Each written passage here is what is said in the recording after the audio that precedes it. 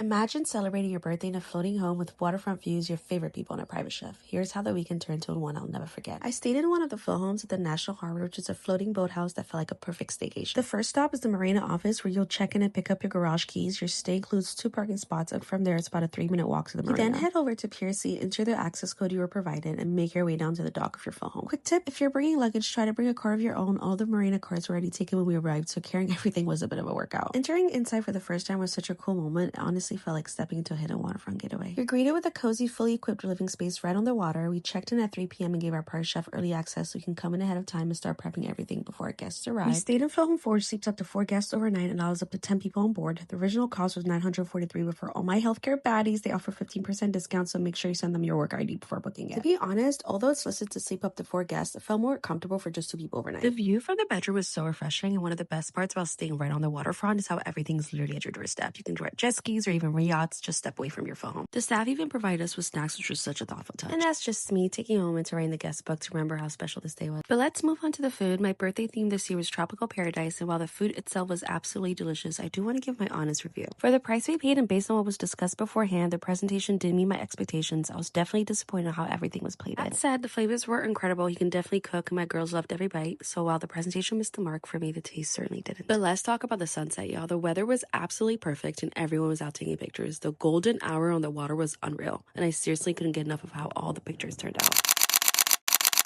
Once the sun went down, we head up to the rooftop for dinner because the view was just too beautiful not to enjoy. We soaked in the waterfront scenery, took even more pictures, and spent the rest of the night creating memories together. So would you book a stay here or would you skip it? Let me know. Till next time.